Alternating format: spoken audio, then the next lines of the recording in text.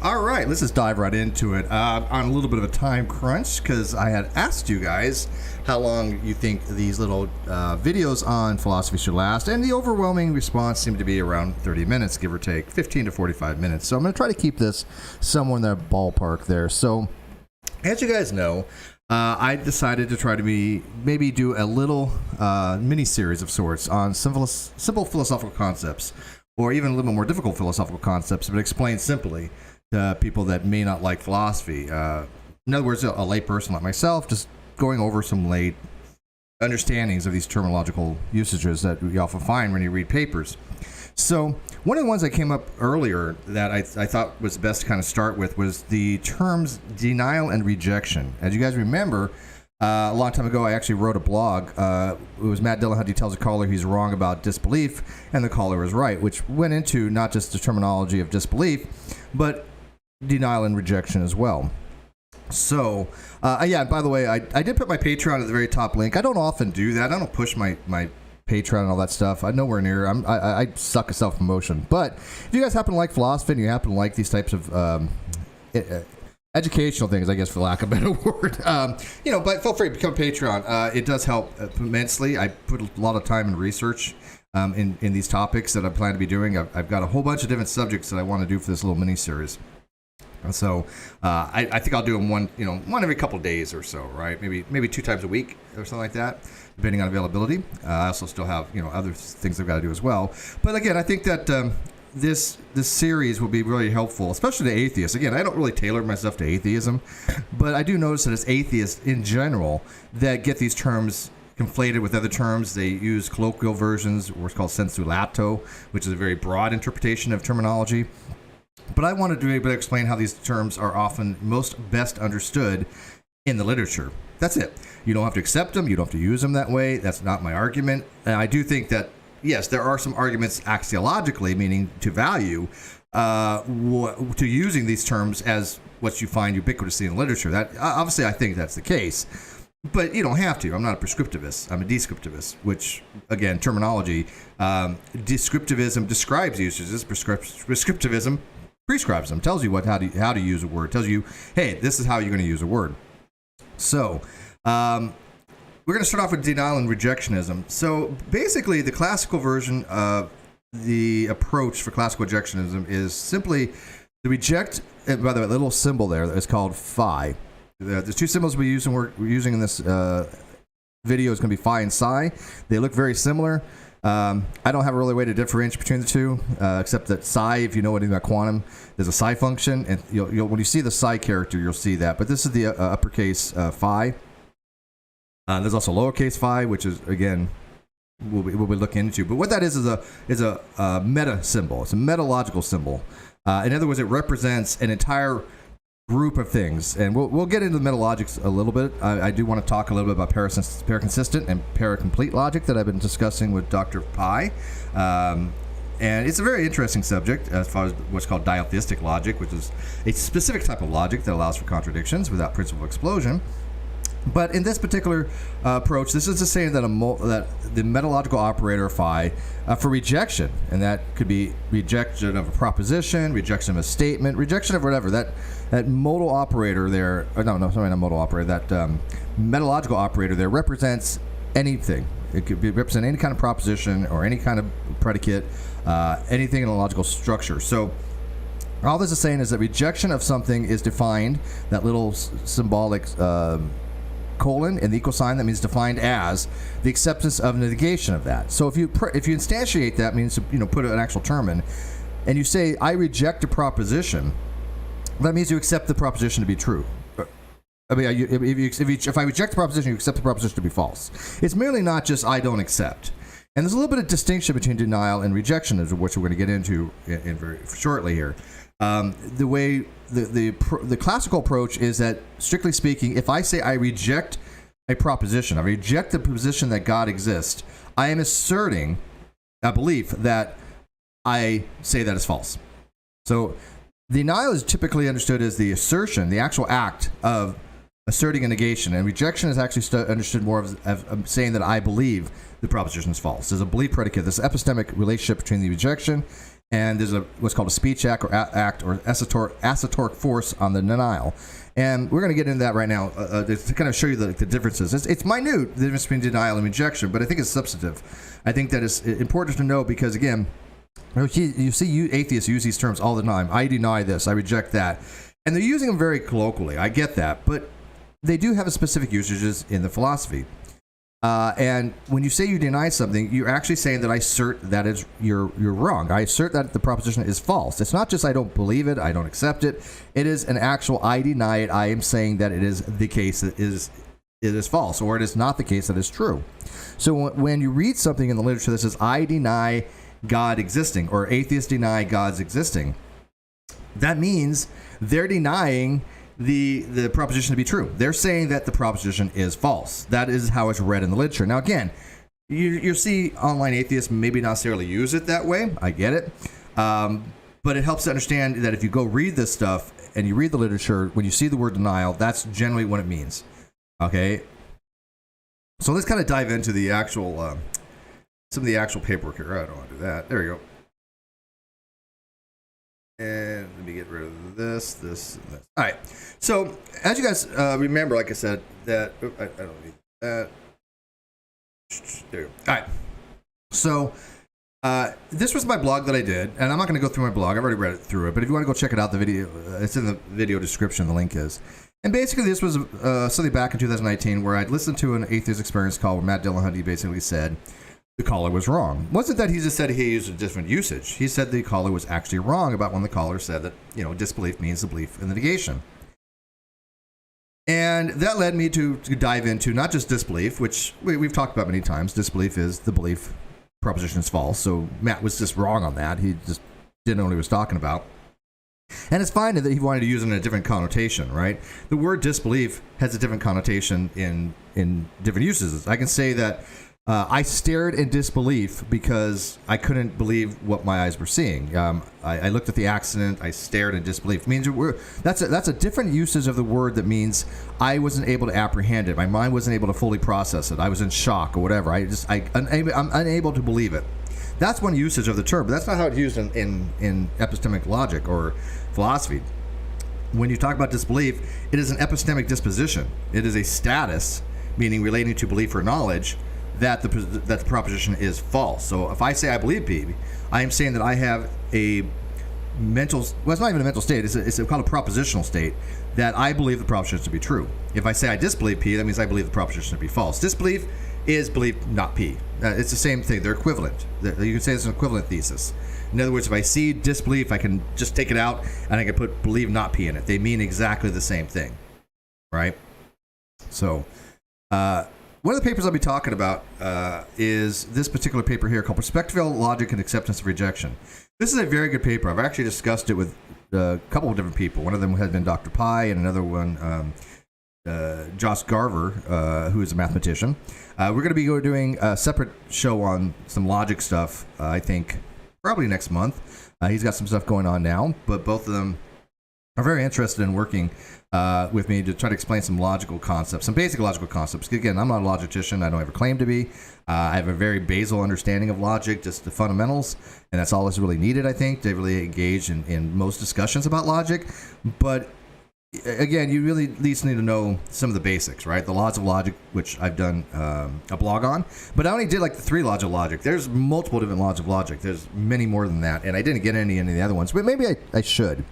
What do you guys think? Should I do a part 2 on my laws of logic to have 3 more laws of logic? Because there are more than just 3.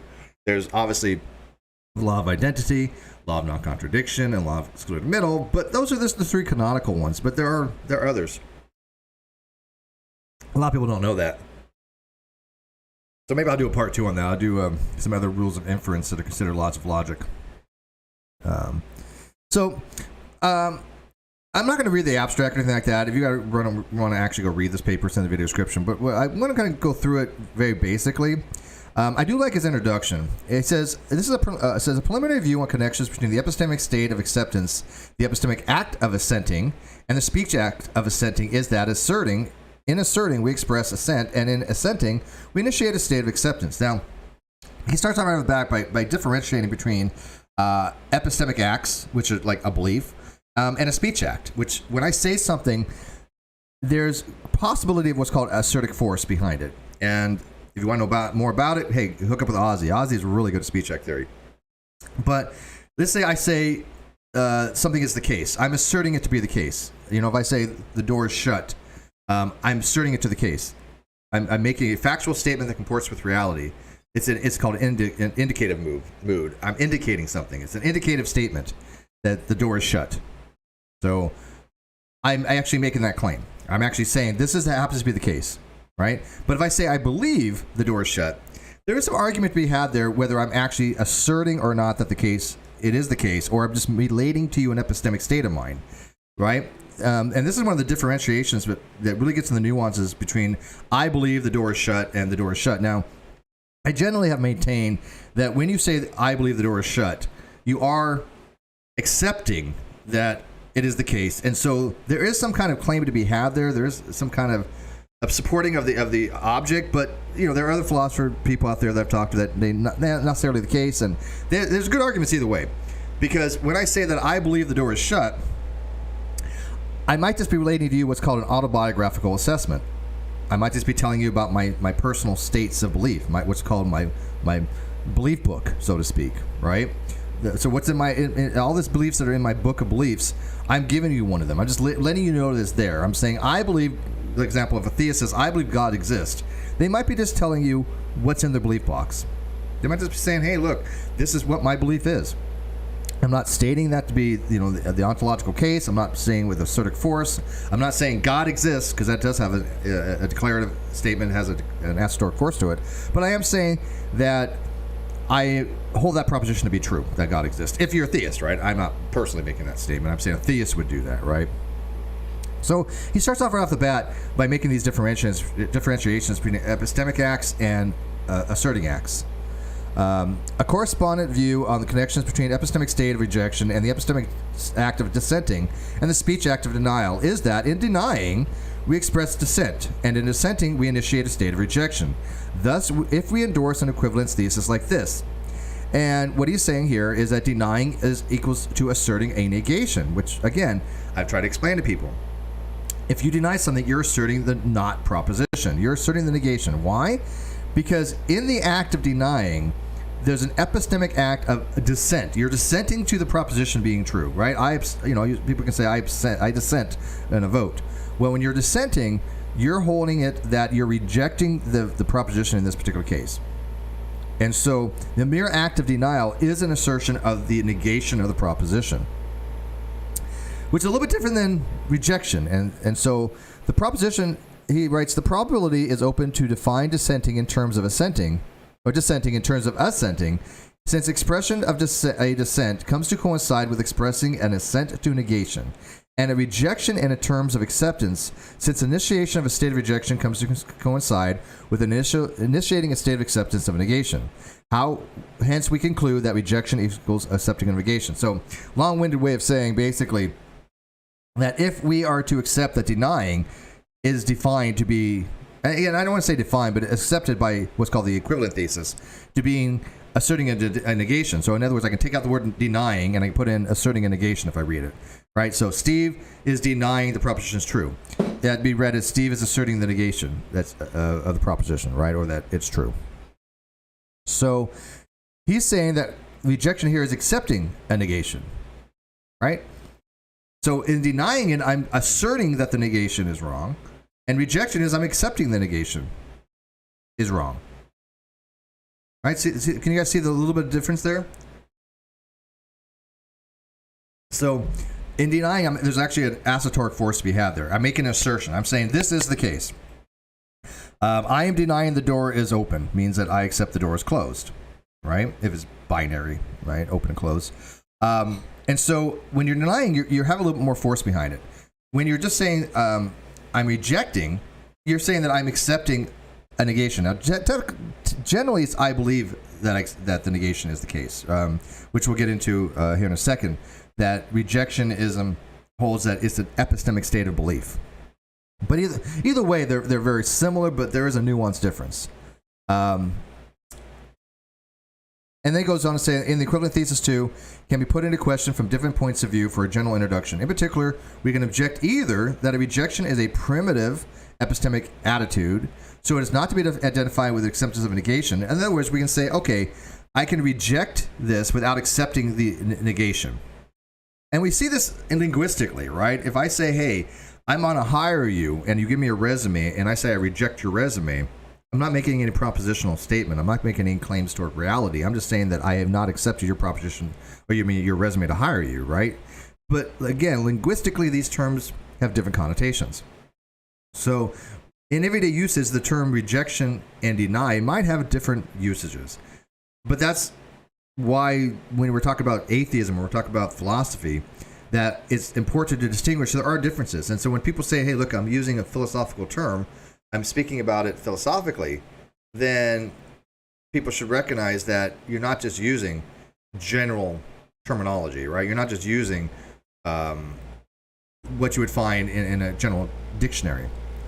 And it is not to be identified with acceptance of negation or the epistemic attitudes of perspectival, in other words, by somebody's perspective, depending on your perspective.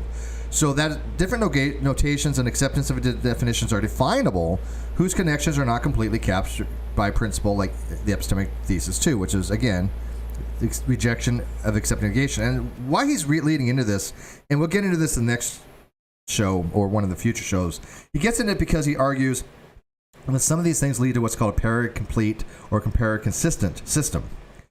And he makes a good argument, and we'll get into that in a second here, that in a diotheistic approach where you can have a logic system that doesn't have principal explosion, it might be beneficial to have a system where you can reject something without accepting the negation, or vice versa.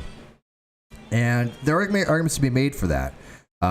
And he does so very well in this paper. But again, in order to get to that far in this paper, I have to do a little bit of explaining what a paracomplete and compare-consistent system would be logically.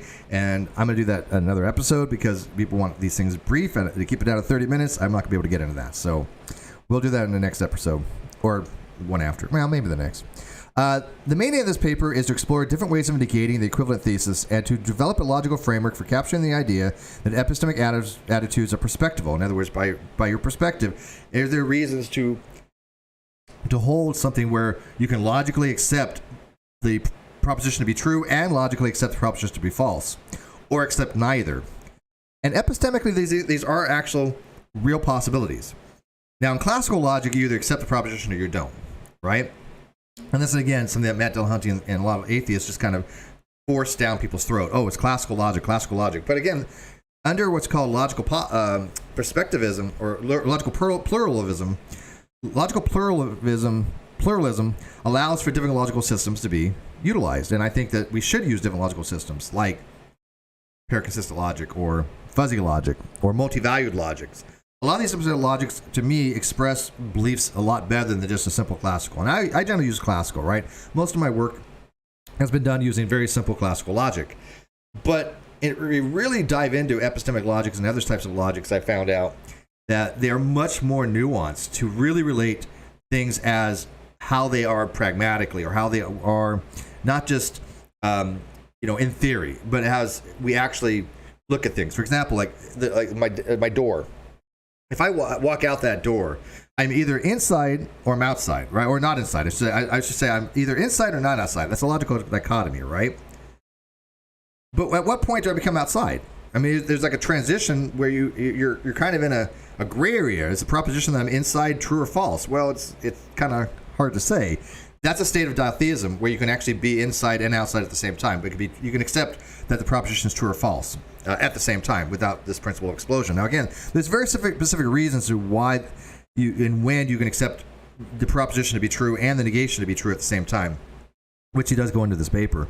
But it's a very difficult thing to wrap your head around, and it's not only for really small types of things.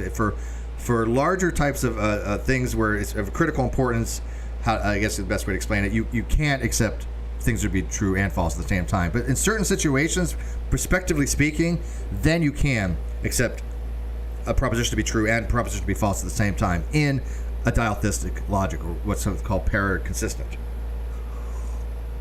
Because atheism is basically allows a proposition to be true without this principle of explosion, which is basically saying, if I allow A to equal not A, then I can prove anything. A and not A entails B, or means the truth of B. So the principle of explosion would literally be if I have both the conjunction of A and not A, or P and not P, that implies the truth of B, which means B could be anything. I could disprove anything. That's called the principle of explosion. So we don't want contradictions, because if you have contradictions, you can prove x equals 2 and x equals 3. You can prove that x equals not A, not x. You can prove anything you want because of this contradiction that you're starting with in your framework. But again, in other types of logics, there are reasons to accept that you might be able to accept the proposition to be true and false, and to accept neither, which again we'll get into next time. Okay, so he goes in, like he said, he goes into the pair consistent options, and I'm not going to do this week. I'll do this next week, because in order to explain pair consistency, I have to explain what's called truth gaps and truth gluts. I think that's a whole different interest to people. I think it should be a whole different episode, because again, you guys decided to have these little short philosophy things down to about 30 minutes, give or take. In order to be able to do that, I think going into a pair consistency and what a truth glut is, and pair complete and a truth gap, which has to relate to do the law of non-contradiction and the law of excluded middle, it would require a separate episode. But basically, this paper argues that there are different ways of looking at acceptance and rejection, and I'm going to scroll through all this again. I'm going to come back and do this part of the paper next episode. But he argues, to give you guys an overview, he argues that given the approach that if you accept a paper, then you're rejecting the negation. If you reject the paper, you're accepting the negation. There's a relationship there called the prudent approach, they calls it. But he argues that if there's more than one report on something that says there's evidence to be had that a proposition is true, and there's evidence to be had from a secondary source that a proposition is true, we need to take both sources into account. This is what the duple here is, right? So the ordered pair here is saying that, I'm saving you time for having to read the paper because I've already read it, that he's arguing that if I have two sources and they both agree on the truth value of something, what approach should we take? If one says something's true and the other one's silent on it, what approach should we take? If both of them say that it's false, what approach should we take? As far as acceptance of negation, as our understanding, because again, there are people that want to argue that rejection is not accepting of negation, right? They want to argue that if I say, look, I reject the proposition of God exists, but I'm not asserting God exists, there's precedent for that, but it's not the classical understanding, right? It's not the classical understanding that we started with, that rejection of phi is equivalent or defined to be the negation, accepting of the negation of the proposition. Right, so it's not the classical approach, but there are other different ways of looking at it on a pair consistent type system. So this is just basically saying on the prudent approach, if both of them are arguing that it's true, then we should accept, this is the lowercase phi, by the way, we should accept phi and reject the negation. Right, so if both of these are saying that yes, this is the case, then the prudent approach is to say yes, the proposition phi here, whatever phi represents, is true, and then reject the negation, right? That's how you read these notations, right? And then, of course, if both of them are false, which is the case 9 here, then we should accept that it's false. We should accept phi is false and reject that it's true, right? Because if both of them are saying it's false, then yes, we should accept that it's false and reject that it's true. Makes sense so far. Now, in between here, there's some, questions about, again, looking at from pair-consistent approach, whether we can accept the negation and the proposition. So these two are the same. The prudent and the opposition approach and the prudent optimistic approach that he has, both of them are exactly the same, right? He's saying that if both of them agree, we should accept accept the phi, and we should reject not phi. That's it. But here it comes interesting. If one source says the proposition is false and another one is mute on it, moot on it, not mute, moot on it, it does, no, mute, yeah, mute on it, I guess mute, yeah, mute on it, not moot, then we should, the prudent approach is to reject the negation, which we can say, I reject it being false, because this is saying that it's true. And the optimistic approach is saying that we should accept that it's true, rather than saying reject it's false. Notice the difference there. The prudent approach is saying that we reject it being false, but not explicitly saying that it's true. While the optimistic approach is we are explicitly saying that it's true. Why? Because we have a source that gives us justification for that belief. And again, this gets into really interesting understandings of justification and why we accept a proposition to be true or not. The next one we have is that a source says a proposition is true, and the proposition, another source says it's false. Well, now we have competing justifications, right? We have two competing justifications. Should we accept the proposition or not? Why? One source says it's true, one says it's false. So should we reject it? Well, it depends. The prudent approach is to say that we reject phi and not phi. In other words, we say that both of them are not the case. The other approach would be accept both of them as the case, right? Accept that is true and it's not true. Well, again, that's a diotheistic approach. If you accept that a proposition is true and you accept the proposition is false, you're in a state of diotheism. You're in a state of contradiction. But this is allowed in that type of logic. It's not allowed in classical, but is allowed in other types of logic. So here's it's arguing, is it more optimistic to say we should, because we have one source here that says it's true and one source says it's false. So are we justified to accept both of them? If one source says it's true, then it's like, yeah, I accept it's true, and the other source says it's false. Okay, yeah, I accept it's false. Now I'm accepting two propositions that are antithetical to each other. They're contradictions. You're allowed to do that in this type of logic. Yeah. And so in paraconsistent logic, you can do that. Now, again, the more prudent approach is just basically we reject both of them, saying, you have competing evidence. And then, of course, if one is mute and the other one is not mute on it, it actually says it's true, then we should reject it as false, while the optimistic approach is accepted as true. And again, you can read through this. You get the idea. I don't want to get too much into that until we really get into paraconsistent logic. But he breaks it down. I'm not going to go into this part either. I just don't need to. I'll talk about this real quick. I like the way that they put this. The accepting is defined to be agent-depending writing in the yes box of his epistemic book. And what this also is called the belief box. So what they're saying, what he's saying here is that if you accept a proposition, in your belief box, in your epistemic book in your head, you're checking off yes. Right? If a theist says, I accept God exists, and in their belief box, their epistemic book, they're checking off the box, yes, God exists, right? I believe God exists, right? So it's an agent, and it's dependent upon you reasoning, and you're writing into your epistemic book, boom, yes, God exists. Well, if you reject God exists, you're writing in that mental book, God does not exist, right? Does God exist? Remember a long time ago I did a flow chart? And the first question I asked was, does God exist? Which is the great debate question. I had Matt Dillahunty go, well, that's not the right question. Well, yeah, it actually is, Matt.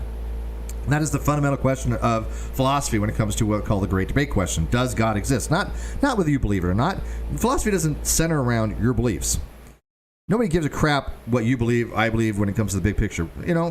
We like talking about it, but it doesn't have any major effect on anything else. But the question, does God exist, is the premier fundamental question of philosophy when it comes to philosophy of religion, as far as God's existence. And so if you say God exists, then you're accepting. If you say God does not exist, you're rejecting. Merely saying you don't have a position either way, like myself being the agnostic, because I don't check yes and I don't check no. I neither accept nor reject the proposition God exists. Right? So when an atheist says I reject the proposition God exists, they're not using it like you would in philosophy. They're just saying that I don't accept. And when I say I'm not rejecting the proposition, it means I'm not holding it false. I'm not writing in my epistemic book or belief box, no. And then he basically says he wants to introduce different books. In other words, different ways of thinking about things, different belief systems, whether from classical or from paraconsistent or paracomplete system. And like I said, I'll talk about that next time, but in a nutshell, foreshadowing, paraconsistent just denies the law of non-contradiction. It basically is saying that non-contradiction, a proposition is either true, that cannot be true or false at the same time, does not apply. It's called a truth glut. It basically allows for that contradiction. So if you see the term truth glut, it says allowing for, basically you can think of it as allowing for a contradiction. It allows for the acceptance of the proposition and its negation at the same time. Paracomplete is just the denial of the law of excluded middle. In other words, the law of excluded middle says the proposition must be true or false. If you want to go review the 3 laws of logic on my blog, it's also in the video description. At least you can go find it from there. But the paracompleteness denies the law of excluded middle, and it's called a truth gap. And think of it as like a gap between true and false, right? There's something in between true and false. Usually there's no gap between true and false. The proposition is either true or it's false, right? There's no gap. But with a truth gap is that that there is something other than true or false. Now, multi-value logic would have like you, right? So you're allowed a different state of the proposition to be you. But without using multi-valued logic, a paracomplete logic will allow a position other than proposition being true or false, which is neither. It's neither true nor false. And you may say, well, when does that happen? When do you find these types of things out there? Well, ever heard of the liar paradox? All right, this statement is false. That's the liar paradox. Is a lot of people can resolve it by using paracomplete systems. That's neither true nor false, right? If you say this statement, this statement is false, well, we know by classical logic that statement must be true or false, but that presents a paradox, right? That presents literally a contradiction, because if you say the proposition is true, then you're asserting that it's false, which means the proposition is false, which means that if it's false, it's actually true. That's the liar's paradox, right? This statement is false. Wait a minute. If that statement is false, then it has to be true. If it's true, then it has to be false, and yeah, it presents a problem. But using a different type of reasoning, different type of system, you can say, well, it's neither true or false. Okay. And also this fuzzy logic too. Like one of my mods says, apparently if you're half inside or outside, you're both inside and outside. Yeah. Again, there's a threshold that you can have to say, when am I outside, right? And of course, normally. In classical logic, you either are inside or you're not inside. That's a dichotomy. But we also knew by pragmatic ways of thinking about things that it's more to it than that. Well, when do I stop being inside? When is that magical threshold when I'm no longer the case? And then you can get to what's called fuzzy logic, or more specifically, there's a term called gradualism that's often used. So there's what's called diotheism, which is logic that allows for contradiction. There's anotheism. Yes, it's spelled A-N-A-L-E theism. Anotheism, which is the equivalent sort of the diotheism, only for law of excluded middle. It denies law of excluded middle. And there's gradualism that allows for this more type of fuzzy approach, a gradualistic approach. And then we'll get into those terms of more detail in another episode. I'll do those in a different episode. But I'll give you a little foreshadowing, right? So he goes on to like define the system here, and this is a fancy way of looking at logic. This is called an L1 system. An L1 system just basically means that a system has to have all propositions have to be either true or false. Everyone has a value, right? So in an L1 system, you can assign to the proposition that it must be either true or false. Every sentence in that L1 system can be assigned true or false. And so here is assigning an L1 system to be defined as all these different other things. It could be a proposition. It could be the negation of a meta object, which is rho here. Or not rho, I'm sorry, phi here. Phi and phi, acceptance of phi, rejection of phi. Any one of those things. Any one of those things can be instantiated into this phi meta object, right? Any one of those. That one symbol can represent any of those. That's why it's meta logic, right? It's not an object in L. It's okay, so there's a little bit different way of looking at that. What's the best way to explain that? Let me see here. I took a note on this. Okay, so the way they described is that an L1 system only has the values of the propositions or statements. They are either true or false. But the objects, the meta object, are not statements in that L1 system. That kind of makes sense, because they're meta objects, right? They're not actual objects in the system itself. They're representing a complete set of things called a meta logic, rather than just a logical system. Like a logic would use P and Q, but a meta logic would use these meta operators or meta symbols that will represent an entire class of systems. So in this particular case, phi is not part of L, but these individual symbols like P, except those would be. So not P is an object of L, but the meta object system is not an object of L. Does that make sense? You know what? We'll get into that. We'll get into that another time. Maybe that's a little bit too much for right now.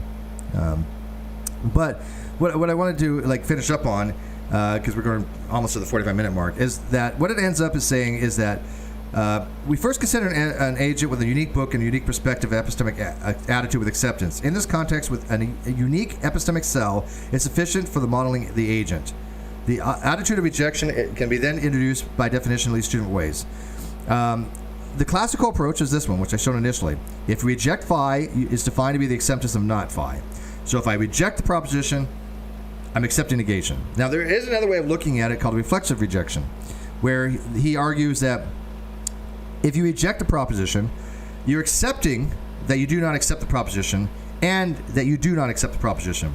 But that's not as strong as saying that I accept the proposition is false. Right? Look what the negator is here. Here's the negator on phi, saying that I accept the negation of phi, whatever phi represents, whether it's P or whatever, I accept the negation of that. So if I say I reject it, I'm accepting negation. But in this particular case, you're not making that strong statement of I accept the negation. You're merely saying that I accept that I do not accept it and I don't accept it. And so there's a little bit of a different way of looking at what it means to reject a proposition. And then he goes on to kind of set forth the epistemic functions, which we're not going to get into. These are just they look more complicated than they really are. If you really look at this, it's just basically saying here that either a person accepts phi or rejects phi. That's it. This is called a complementary set. So it is the case that you either accept or you don't accept. Excuse me, you accept or reject. There's no other option, right? So it's going to be one of the cases. I either accept it or reject it. And then this is just a distributive function that if you accept that phi implies psi, then you accept that phi and psi are true. That's all. And here's the logic go to the middle. If the negation of the acceptance of phi and the acceptance of the negation, it's either one or the other in classical logic, right? It's either the case that I accept phi or it is the case that I accept the negation. It can't be both, right? It's not the case that both are allowed. That's what this conjunction is, right? So it's not the case that I accept phi true, and it's not the case that I accept phi false together. Because if you accept both together in classical logic, that's a contradiction. So this is basically saying, this is the law of non-contradiction, not exclude the middle. My bad. Right? Yeah. By the way, I did find this. That wasn't it. Here we go. So I found this in L1 structures, that phi and psi are not part of L1, and then negation of a proposition is an L1 sentence. So basically, any sentence that's in L1 that's truth apt must be true or false. That's going to be in the logical system. But this meta language, this negation of phi, describes many of the sentences, but it's not one itself. That's all.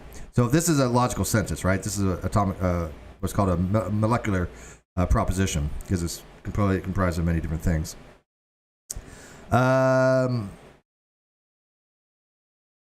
Yeah, we'll get into that next time, I think. I think that'd be interesting to go over.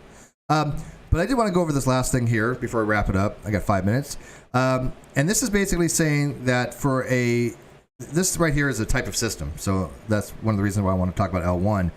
This is a logical system, the A system. So when you're signing something, I think this actually has it on here. No, that's inference. Where is it at? No. Where did I find that at? We've got so much stuff here. Here we go. Here. this is basically saying that this phi in these brackets, it's not absolute bracket, by the way, it's not representing absolute value, but this is saying that this is a truth value of phi under this A schema. So the truth value, if it says this equals true, then under the A schema, that proposition is true, right? For your set of propositions in A. So this is a saying in the schema for A that if you reject the proposition, that implies that you do not accept the proposition is true, which makes sense, right? I think that's kind of a given, that if you reject something, you're not accepting it, right? There's no real controversy there in the atheist community. April Von Ryan says, for 666 Canadian, don't cut me off, Steve. I need this. I have to keep this under 45 minutes. I have to. I want them easily digestible between 30 minute and 45 minute at most, because that's what you guys wanted, and I think it's going to be bite size. And then we'll do another episode next time. So the next one would be accepting a phi implies rejection of the negation of phi. So again, if I accept something true, I'm rejecting the negation. If I say I accept the door is open, I'm rejecting the proposition that is closed. I'm actually saying that's false. And then the other one, if I reject the proposition, I am accepting that it's negation. So if I say I reject the door being open, I'm accepting that it being closed. I accept the negation to be the case. And again, this is something that's often misused in the atheist community when they're talking to philosophers, because they'll say, "Look, I deny God exists, but I'm not asserting that God doesn't exist, right? I'm not asserting the negation." Well, in classical logic, you are. In classical logic, you are. If you say I reject God, you are saying God. I reject God's existing. You are asserting God does not exist. In classical, right? Again, there are other types of systems out there, other books, other ways of looking at things, other models. But I just wanted to show you that in classical logic, that is how it's inferred. That is how these words are used in the literature. When you see I deny this, or S denies this, or A denies this, or whatever, denial means, going back to the equivalent thesis, meaning that is the equivalent. You can just substitute one for the other. Going way back here, denying is asserting of the negation. Rejection is accepting of the negation. And one last thing I'll leave you with, and maybe we can get this next paper a little more next time, is that, and I wrote this in my blog because I thought it was very important. This is by David Ripley, Negation, Denial, and Rejection. I'm going to leave you guys with this. Let me highlight this. There's also an operation on the contents themselves, taking one account or another, that has long been thought to be importantly related to denial and rejection. Negation. For example, both Frege and Geach famously argue that denial and rejection should be understood in terms of negation, and to reject a content just is to believe its negation. If there's any orthodox position in philosophy today about the relationship between denial, rejection, and negation, this is it. That's it. Is that denial is assertion. I assert something to be the case. I assert it to be true, or I assert it to be false. And rejection is asserted belief. To reject a content is to believe negation. So there's an epistemic component with rejection normally there. I reject the case, saying I believe it to be the case. But again, next time we'll get maybe into more how I can reject something without making a claim that it's to be the case. That is possible, but generally not the way it's understood. Again, when I say that I believe God exists or I believe God does not exist, you generally are supporting the propositional content, but it can be argued that you're not actually making an assertion, right? And so when a theist says, I believe God exists, you can't just jump on and say, okay, prove it, or, what is your justifications? You need to ask them, are you making that claim that God exists? Right? And the atheist is the same thing. Well, if an atheist says, I believe God does not exist, or God does not exist, maybe they're just staying in their position. They're just saying, I believe that to be the case.